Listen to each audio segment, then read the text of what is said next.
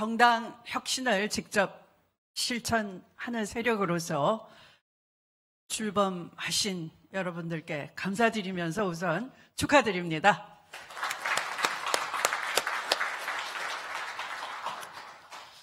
민주주의는 다양성을 원리로 하는 거죠. 윤석열 대통령이 걸핏하면 공산전체주의 무슨 뜻도 모르고 그렇게 얘기를 하는데요. 다양한 의견을 제압하고 나만 따르라. 내가 곧 법이다. 내가 헌법이다. 이렇게 우기는 윤석열 사고방식이야말로 전체주의의 전형입니다. 그런데 다양성을 전제로 하는 민주주의는 상호 토론을 할 수 있는, 그 토론을 바탕으로 상대방을 이해하고 토론 과정에서 그리고 서로 수긍하고 타협할 수 있는 그런 능력을 가져야 되는 거죠. 그런데 늘 아쉬웠던 것이 우리 민주당이 그런 건강한 토론 문화를 뿌리 내리지 못했다. 한쪽으로는 너무 계파 정치가 있는 것이고요. 또 그렇게 토론을 통해서 실력을 함량한 사람에게 기회를 잘 주지 않더라라는 겁니다. 그 갈증이 바로 여러분들을 이렇게 이 자리에 모이게 하지 않았나 싶어요. 자, 우리 독립 영웅 중에 영웅 누굽니까? 네, 홍범도 장군이죠. 홍범도 장군이 그냥 나라에서 보살핌을 제대로 받지도 못한 평민 출신이었습니다.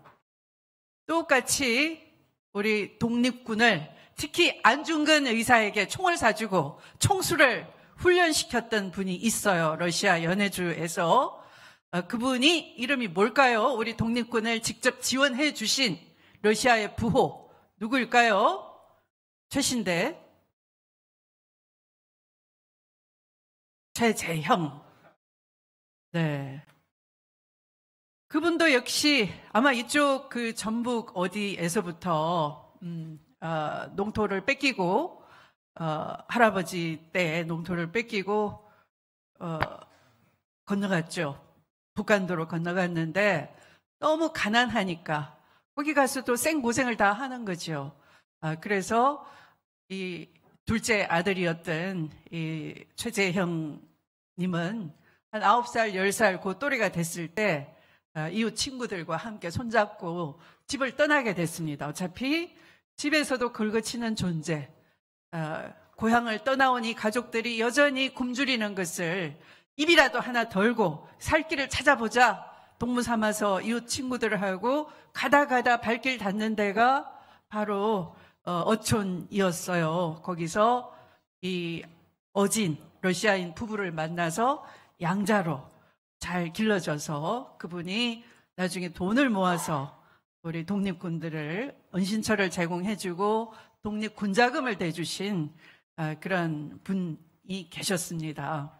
그래서 그분이 최재형 선생이지요. 그런데 왔더니 또 우리 최형재 의원님이 단식을 9일째 한다고 하시니 제가 어찌 마음이 짠하지 않겠습니까?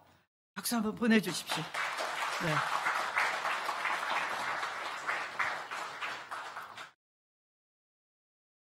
단식을 많이 했지만 박수 받으시니까 기운이 좀 나실 겁니다. 네. 자, 윤석열 검찰 정권은 그냥 검찰 정권이 아닙니다. 물론 검찰 출신도 정치를 하려면 잘할 수가 있겠죠. 그런데 검찰총장이 정치권의 직행을 해서 임기 도중에 사퇴를 하고 임기 도중에 사퇴를 했다는 것은 문재인 대통령은 징계 의결서를 들고 간 장관에게는 물러나라 하시고 대신에 징계 의결서를 서명을 함으로써 집행을 했는데 그 내용은 중대 비위였어요. 첫 번째는 채널A 감찰방해, 수사방해, 그리고 보다 더 중한 범죄로는 판사를 사찰한 거예요. 사법부 사찰한 거예요. 이런 세 가지가 모두 각각 중대 비위다. 직권을 남용한 거다. 헌법을 파괴하는 정도다라는 거죠.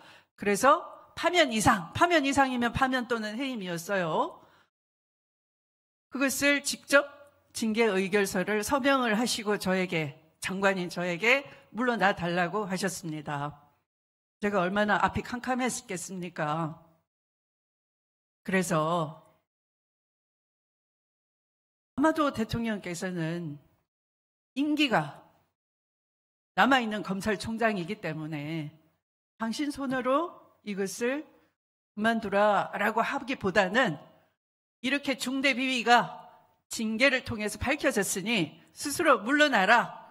그것은 사람한테나 기대할 수 있는 것이지 깡패한테는 해당하지 않겠죠. 버티겠죠. 속이면 그만이라고 생각하겠죠. 그래서 결국은 문재인 정부의 검찰총장입니다. 이렇게 하니까 사람들이 다 잊어버려요. 앞에 있는 중대 비위를. 그리고 정말로 추미애가 자기 정치하려고 괜히 윤석열한테 시비를 걸고 쫓아내나 보다 이렇게 착각하게끔 된 것이죠.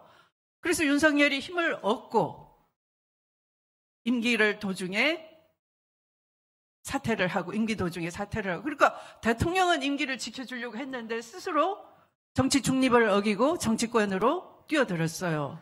그리고 검찰총장 출신이 바로 티켓을 딱 거머쥐고 대통령이 돼버렸습니다. 만약에 불법을 저지르고 법치를 파괴하는 이런 사람이 라는 것이 그 본질이 미리 알려졌더라면 대통령 될 수 있었을까요? 될 수가 없었습니다. 그러니까 국민을 속인 첫 번째 잘못은 윤석열 죄책이 큰 것이지만 그것을 국민이 제대로 알게끔 하지 않고 면죄부를 주었던 것에 대해서도 책임이 우리도 있다, 이런 말씀입니다. 제가 대통령 후보 경선 과정에서 여러 가지 얘기를 했어요. 그런데 상대 경쟁 후보 중에 제가 특히 실명은 거론하지 않겠습니다. 여러분이 다 아시니까. 어떤 후보는 이재명 후보를 겨냥해서 대장동의 주범인 것처럼 얘기하고 또 윤석열을 제가 키운 것처럼 뒤집어 씌우는 그런 엉터리 가짜 토론을 하기도 했었습니다. 그런데 바로 그런 것들이 국민들이 착각하게끔 했던 우리 당의 실수였던 거죠. 여러분들은 아마 두 가지 다 해야 될 것입니다. 지금 이 독재 체제, 건폭 정권도 극복을 빨리 해내야 되고 또 지체된 미래도 준비해야 되고 또 이 건폭 정권이 파괴시킨 민생과 민주주의 회복도 빨리 새롭게 재건을 해야 되는 이런 세 가지 숙제가 여러분에게 있는 것이죠. 감당할 자신 있습니까? 네. 굶으면서 어떻게 감당하세요?